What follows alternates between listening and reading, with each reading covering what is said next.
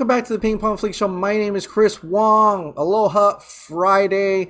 Quite a week, and definitely ended with an okay Mortal Kombat film that's right there on Netflix. So, not Netflix, HBO Max. So be sure to check that out.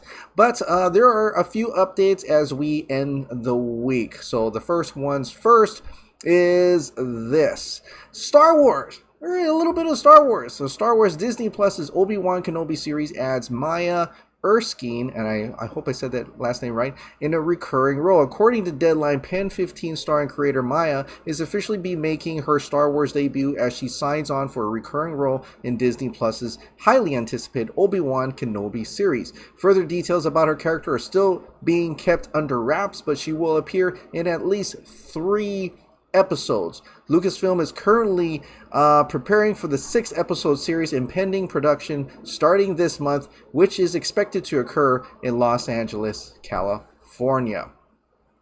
And in terms of Obi-Wan series, the Obi-Wan Kenobi series sees the return of Ewan McGregor to the Star Wars universe as he reprises his iconic role as the titular Jedi Master. The story is expected to take place 8 years after the event of Revenge of the Sith, where we last saw Obi-Wan deliver the infant Luke Skywalker to his Tatooine homestead.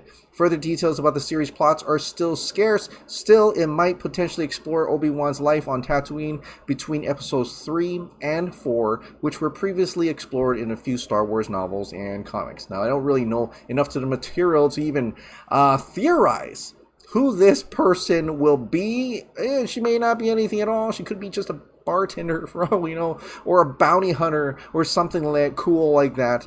But other than that, at least we know that it's getting along, and we're probably going to head into getting to see what comes out of this real soon. So yeah, pretty excited for another.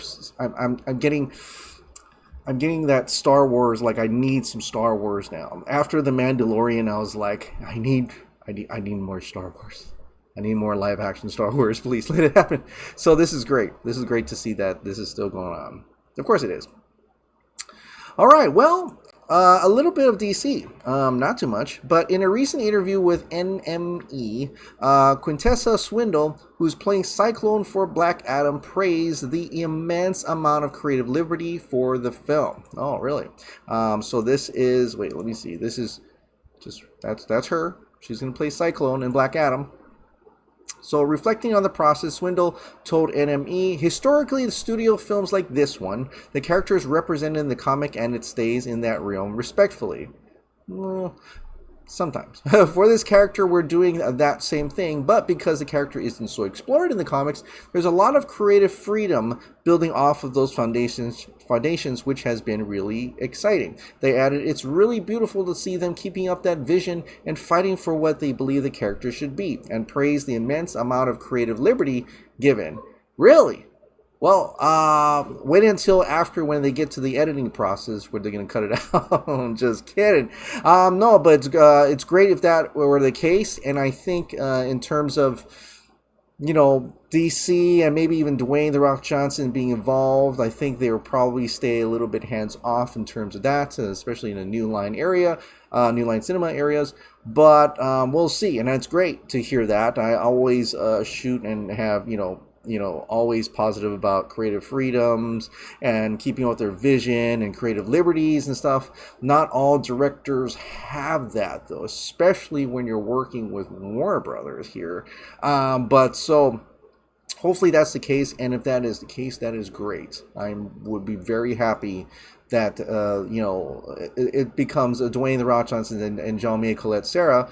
Although I'm probably shooting that it's gonna be more of a Dwayne "The Rock" Johnson creative vision more than Jean-Michel Colette Serra. So but it is at least a singular vision and not a studio movie.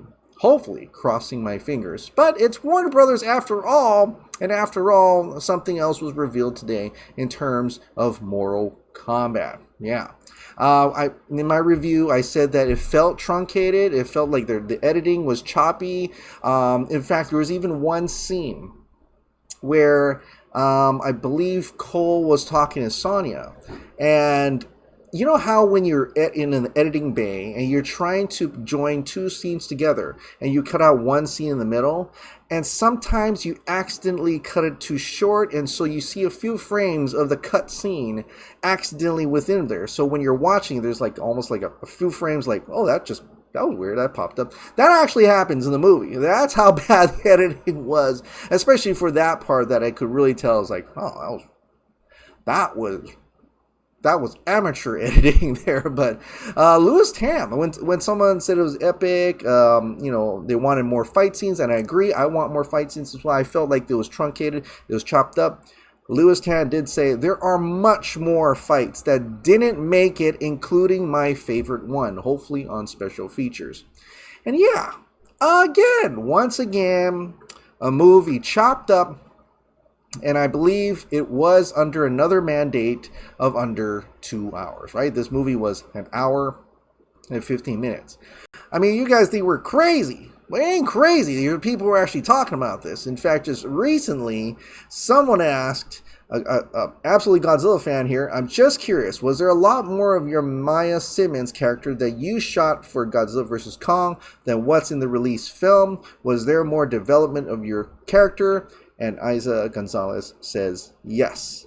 So she just admits right there, yes, doesn't say any further, but from what I've already told you about Ryan Unicomb's take on the original vision of that on Instagram, I had a whole video on that clearly shows you she had a lot more to do in that movie. She had a lot more development in that movie, but they truncated, they chopped it up to, so that they can put that there. And yes, of course, Warner Brothers wasn't directly involved of chopping that movie. That's not what I said. That's not what I'm implying. Legendary absolutely has control over that film. But Warner Brothers is the distributor. So they are the ones that saying how much they're the ones controlling what goes to the theater screenings, right? What goes out. So all they had to do was say there is a 2-hour mandate, which would say to tell Legendary goes ahead and goes to Adam Wingard and says, look, there's a 2-hour mandate. What can you do to chop that down? And there may even be additional notes from Legendary that says, hey, we got to be just more monsters here. We talked over with Warner Brothers. It says something about just having more monsters. Because Toby Emmerich said, earlier that year, they said, you know what, King of the Monsters is maybe a little too long, and we need some more monster fights without character development and stuff like that. So that's what it is. But yes, absolutely is Legendary. But I'm saying Warner Brothers was indirectly involved in making sure that it was under 2 hours. And so they had to do MA cuts, right? And that's something we've always seen before. Zack Snyder says that he thought Warner Bros. Was joking about mandating a 2-hour runtime. This is not just, we're seeing a lot more of it now. And to be very honest, it is something that the studio may feel necessary, especially during a pandemic. Right? Because during a pandemic, there is not many theaters that are open. So they have to recoup a lot of that by showing more of it on screens. And how do you do that? They make it shorter so that there are more screens available for this movie, right? You can double the amount of movie. Imagine if it was 2.5 hours. Your percentage of screenings will go down, right? So they're definitely trying to do it that way. So that is a business decision that gets in the way of the creative part of the movie. Granted, to be fair, Godzilla vs. Kong is well received by mainstream and general audiences. That worked out for that movie. It didn't work out for Justice League, and it certainly seems like it's not working out for Mortal Kombat. Like I said, I enjoyed it. I still think the 1995 Mortal Kombat is better. It's way better than Annihilation. It doesn't even Annihilation doesn't even touch to Mortal Kombat 2021. I would rather watch the series, the Annihilation. I mean, I haven't watched it in a long time, so I may feel different about it, but I'm still remembering, I really did not like Annihilation. But Mortal Kombat 2021 is way better than that. It's right under 1995 Mortal Kombat. But I do feel that it was chopped up. A lot of the character development was not there. Things happened so like that and quickly. Some fights were good. Other fights were like kick, cut, punch, cut, kick, cut, punch. And it was like really like a really good martial arts movie would just pull back and just let them go. Let the martial artists do their thing for a full take, and then go to a different angle for the second round of moves. Not, it's better that way. Like not all the movie was like that. There were some good ones, especially Sub-Zero, Scorpion. The best parts of the entire movie are Scorpion and very much Sub-Zero, who was like a freaking Jason or a Michael Myers. He was unstoppable and he was awesome. Not enough Ludi Lin, not enough Kung Lao, too much of Cole Young. So, but I digress. And so they chopped it up to 1 hour and 50 minutes.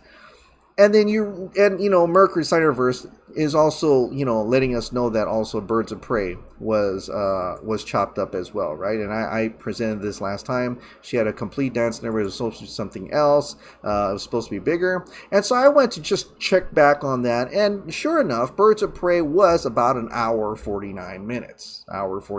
So it's like a, I don't know, what do you call this? Warner Brothers 2-hour mandate studio. Like it's insane. For big tentpole films, they go after it quite a bit. And as a business decision, it's to recoup their losses or, make more money selling tickets and stuff like that. Especially during a pandemic, they're going to really try to get more screenings out of this now that there's not much theaters. But it ended up being a mess most of the time. And it's surely a problem. And so I don't know if we're going to get, not everything will have a director's cut out of this. Probably not. I don't think Godzilla vs. Kong is going to get a director's cut because that was well received. Is Mortal Kombat going to get a director's cut? I don't know. I'm sure the actors and actresses on that movie would probably want you to see the best fights that they've done, like Louis Tan right here. So definitely, if they have something to offer, I would love to see that. I would also love to see it continue. This was the prequel to the actual Mortal Kombat movie, I think, because we never got to the tournament. But I will have a live chat spoiler discussion with you tomorrow night in terms of that. But just a little bit more about great studios, right? This came out, The Hollywood Reporter says Captain America 4 in the works with Falcon and Winter Soldier showrunner Malcolm Spellman. Literally, the day after the last episode of Falcon and Winter Soldier, which I haven't had time to watch it, dropped, they said, good, let's continue. Let's make a movie, Captain America 4. And just to say that I don't, like, you can probably tell what happened there. But there is going to be another Captain America movie. And it says, this just spells like, look, this is what's awesome about Marvel, They're continuing on. They're just going to say, you know what? We're going to give what the fans want. We recognize Falcon and the Winter Soldier was a success. And we're gonna make a movie continuation out of that. We've got a line of things. We're all lined up. We're not rebooting. We're not doing it. We're just gonna keep continuing with it. We're gonna see it to the end. Okay, and that's awesome. So congratulations to Marvel fans. You got yourself some Captain America 4. I don't know if Chris Evans is gonna be involved. He probably will. I think he has a lot. There was rumors that he'd probably come back in some fashion. So that's probably going to happen. But look at that. The day after. And Zack Snyder's Justice League did the streaming numbers for Zack Snyder's Justice League was way better than Falcon and Winter Soldier. But no, that's a cul-de-sac. That ended nothing. The day after, the weekend of that, after that streamed, it's over. Really? They really don't like money over there. At least Mr. Feige recognizes that there is a vision here. There is absolutely more we can do with this. and we're going to continue on because the fans are eating it up. Eating it up. Yeah, so good on them, man. Good on them. Because, you know, and even though this ridiculous board came up, right? A new billboard, right? I don't know if there was actually fans that actually put this up or someone else. I have no idea. But apparently there's a hashtag for bring back Tony Stark to life. And I jokingly said, you know what? This is not Warner Brothers. So this actually may happen because people love it that much that they paid for a billboard with a hashtag. They released this Zemo dance, you know, after a week. Bet your butts Tony Stark has come back because they recognize what the fans want. And they're going to appease the fans, their loyal fucking customers. That's how you run a business, Warner Brothers. That's how you run a business. If you want to be like Marvel, appease to their fans, please. But anyway, I just want to throw that out there. But absolutely, quite an interesting, you know, difference between Warner Brothers and Marvel Studios and Disney, right? Not that I'm gonna switch over to Marvel anytime soon. Nah, that's right. But I'll see if my kids still want to see it or stuff like that. But all right, let's get into the members' comments and questions now. Sean Donaldson. Oh, by the way, these members' comments and questions. Let me just flash it away. There might be spoilers in the members' comments and questions for Mortal Kombat. Just in case, just letting you know ahead of time. Okay, let's get into it. Mortal Kombat, not very good, super disappointing, but there's pieces that are really good, but it's not a full movie. I've been saying that a lot lately, though, so maybe that's just how we do it now. Though, about a little longer, and honestly, this movie would bomb in another time frame. It stinks for 90% of its runtime. I'm tired of talking about 15 minutes of good when the rest of the movie sucks, and it does. Yeah, it was boring in the second act. If it wasn't for Kano, I'd probably not be very interested. But Kano kind of just saved a little bit of the second act, though a lot of those F-bombs felt really forced. Really odd to see Mayor of Easttown just started airing in the Nevers started this month too on this graphic. Yeah, I didn't even know about Mayor of Easttown, but yeah. I think they're really going with like just March or something. I was initially positive, even though I did not expect them to release any clear-cut numbers. However, there is still no recognition by the studio or AT&T as to the success of Zack Snyder's Justice League. They either want to do it or they don't, and they clearly don't want to. They're digging their heels in. Multiverse my arse. That's how I'm feeling today. Warner Bros. And DC, to that extent, have completely lied to fans. The multiverse only exists if it fits their vision for it, which completely defeats its reason for existing. They know we're out here screaming for it and they just don't give a fuck. Hopefully I'm wrong. I appreciate the positivity just now, though. I'm sure I'll be back feeling that way soon again. Just deflated about it all, really. Just finishing watching your video, I'm feeling more positive, and we need to keep on fighting. You're like a motivational speaker, man. Thanks for turning my frown upside down. Yeah, I mean, there's only so much we could really do. If the Warner Brothers really has it out and not doing any more for that, then, you know, hopefully we just need to change. Hopefully the leadership changes, or like they said, not saying that you shouldn't go and watch The Flash and stuff like that. Not at all, because I am definitely going to watch The Flash and all those films, because I have to give you my thoughts on input on that, and that's the basics of my channel. But you know, if you know those don't do well, okay, not saying I wish I hope they're good movies. But if they don't do well, imagine the conversation next year where they said, you know what? There was really nothing as great as Zack Snyder's Justice League. And, you know, maybe there could be a conversation later on there that says, you know, we really need to expand that. We tried yours, you know, Walter Amada, we tried your way. it didn't quite work out, or you pitched it and it didn't quite work out, people are still saying restore Snyderverse. People are still loving Zack Snyder's Justice League a lot more than what you guys put out. I mean, hey, let's do something. By the way, I noticed you put an F-bomb there and this didn't go away. So another person, Zach P, if you're listening, you had a swear word, but it didn't show up. So I don't know what's going on with YouTube comments. It's very weird. Thanks, Chris, for your positive analysis. Grace Randolph appears to think otherwise. I work in data science where Kantar is one of our partners, so well versed with validating numbers. And my take is, just like the Snyderverse presented itself to be a full potential, so do these numbers for HBO moving forward. I'm for now still holding my shares as the dividend yield is good. It is. It's like over 6%. Let's see what the stakeholder meeting brings on the 30th. Oh, I didn't realize there was one. With regards to my streaming sub, I live in the UK and therefore need to use Now TV, which is only 1080p. So I've not seen Zack Snyder's Justice League in 4K yet. I have the UHD Blu-ray on pre-order, which once I received it, I won't need or want a 1080p streaming app for anything.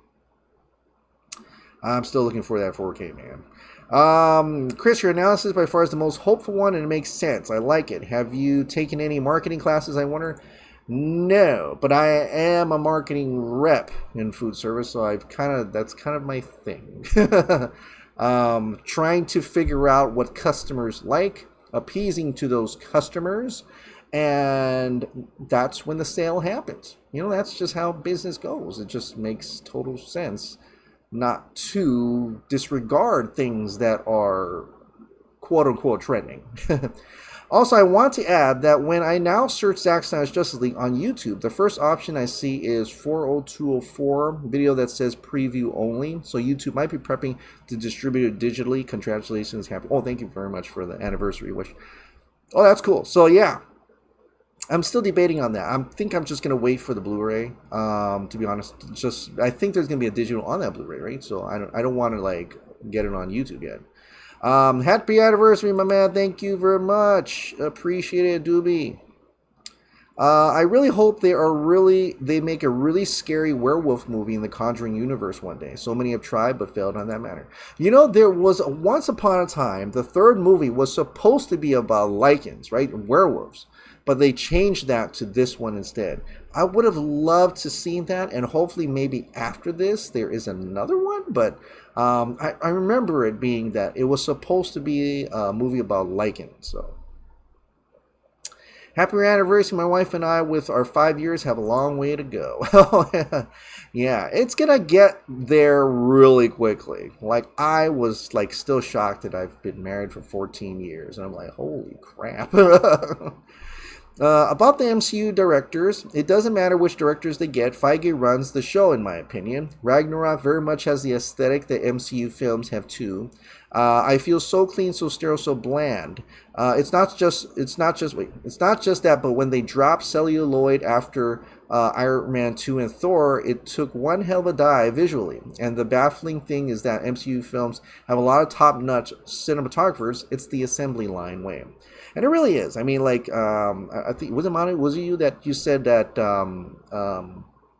one of the directors who passed on a movie said that they had all the action films set up for them. They hardly any creative, they could do anything creatively on their own. And I felt that, yeah, that is the case, By the way, if there's anything to the rumors around Marvel Studios and Netflix wanting to poach Zack, that might be one thing that causes Toby and Hamada to react. They hate him, but I feel they and Warner Bros. Itself would rather eat dirt than to let someone else have him. Granted, they passed on Army, so yeah. Well, that's interesting. I didn't know anything about... I know Zack is already working with Netflix for a bunch of stuff. Marvel Studios, in that matter, that's interesting. If that's the case, man, maybe he can really do the Elektra or Daredevil or Wolverine, that would be kind of cool. I hack fruit. Hey Chris, thanks for reading my JL2 theory yesterday. I know it was really long. I was really worried about being too long, and it was. Sorry, no problem. I'll definitely keep my theories much shorter next time. I just gotta stop adding more details. But overall, with what I wrote, I think it works really well. It explains a lot of things that were left unclear in Zack Snyder's Justice League, particularly with everything apocalyptic. Yeah. So you're trying to have it like that connectivity. You want to try to make it make sense for you. I get it. I get it. Yeah. Considering how GVK or Godzilla vs. Kong didn't appear on HBO Max until the last day of March, it's pretty clear which of the two, Zack Snyder's Justice League and Godzilla vs. Kong, is more responsible for the numbers for the first 3 months of 2021. Now, how about those who subscribed from the announcement of Zack Snyder's Justice League? Didn't someone in significant position of authority, I forget who it was, Kyler or someone else, say that film, as far as we're concerned, is already a success? That was Sarah Aubrey. Yeah, she did. In the end, AT&T, Jason, Kyler, and HBO Max were on our side. To ensure the continued success of HBO Max, the restore Snyderverse is indeed inevitable. I hope everyone who has considered canceling subscriptions will thus realize the need to stay. I mean, I'm staying because there's a lot more movies coming out that I need to review. I really love the idea you read from the Q&A yesterday, the proposed outline for JL2. However, a couple things. Men aren't allowed on Themyscira, so I really doubt Diana would bring Bruce with her. If anyone, she'd bring Lois. Frankly, that would be ideal, finally giving us the payoff for the setup of the creation of a tragic bond that can never be broken between them and BVS. Besides, Lois is a journalist, after all, and pregnancy aside, she'd doubtless jump at the chance to do a story about Diana and the Amazons. Next, love Kara's arc, but I'm still not sold on her being Grail. She isn't Grail in the comics ever, even when she's a Fury of Apocalypse. Finally, love Kara at the round table, and I also add, of course, John Jones, Adam, John Stewart, and his seats for any Green Lantern around at the moment, Star Sapphire, maybe even Spectre, as we saw him with Gordon, and of course, Lois. Let's be honest, she deserves it after single-handedly saving the entire league from an angry Clark. It'd be cool if she has a Bruce seats. She's died in her, and he's died in her place. I'm hurt. It's so disappointing. Oh, okay. So this is for Mortal Kombat review. Yeah, they tricked me with that opening. I was really settling into Sonata, and then it went down from there. I know. I wish it just continued with that. Except they gave us, Ko Young instead. and no disrespect to Louis Tan. I like Louis Tan. And he definitely has martial arts prowess. But I don't think they gave him a good script, or he may needs to work on his acting a bit. But it just, I don't know. I agree with basically everything you said. Just don't know if I agree with the 95 version being better. You gotta remember that it was a movie from most of our younger selves that still bring back nostalgia. By the energy of the music, I would agree, but it was a more, I don't know if you can say grounded or more realistic, but it felt like it was toned down a bit on purpose. There gotta be another cut of it, just like the GVK, and truthfully, when everyone's saying there's a different cut of their movies or whatever, why rush these movies and then make 3 or more different versions or cuts? I think 2 will be normal, but I'd rather wait a couple more months or so to get the cut that makes sense and isn't cut so bad that even fight scenes are chopped up. Well, keep that hot dog line on for ya. Slay dogs for life. Take care, brother. Like I said, I think they did cut it to like Justice League to try to get more screenings out of it, especially during the pandemic where not many theaters are open. Hold on, let's see. Let me try. Okay, sorry. I completely agree. A 3.5 out of 5 for me, from Mighty Murph. The choreography and special effects were great, and Sub-Zero was the star of the show. However, the writing was not that great, and a lot of bullshit moments. I would watch it 1 or 2 more times. I'm also a big fan of Cabal, and I liked him in this film. I'm hoping for Shao Kahn in the sequel. I thought we were going to get Shao Kahn in this. When we saw him... Oh, wait. Sorry. Whoops. Well, you were talking, okay, you see him in Miro, but he's not in the movie. But anyway, this is, like I said, this is the beginning. It felt like the prequel anyway, always never. We still doing choppy editing? We gotta let these movies breathe, man. It really, doesn't seem like I'm the only one that felt it was chopped up. I'm seeing a lot of that online. other reviewers are saying it as well. I mean, the editing especially is an issue. Like I saw Chris Stuckman's review, and he was like, "Yep, the editing, So it's definitely, I'm not crazy. It did look choppy, and the editing was terrible. From what I've heard, the film apparently is meant to set up a tournament-centric Mortal Kombat film as a sequel. Yeah. But then remember what Zack Snyder said about not firing all your bullets. By the way, no spoilers, but I hear tell the folks concerned over the lack of Johnny Cage have nothing to worry about in the end. Yeah. That's kind of a spoiler already, though, but that's okay. I already warned everybody here that there may be spoilers in the members' comments and questions. But yeah, Johnny Cage, right? Johnny Cage.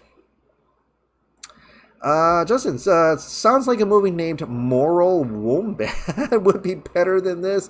I don't even know what that is, but I'll click on that later. Restore Snyder's Toby Emmerich's career as a top executive needs a fatality.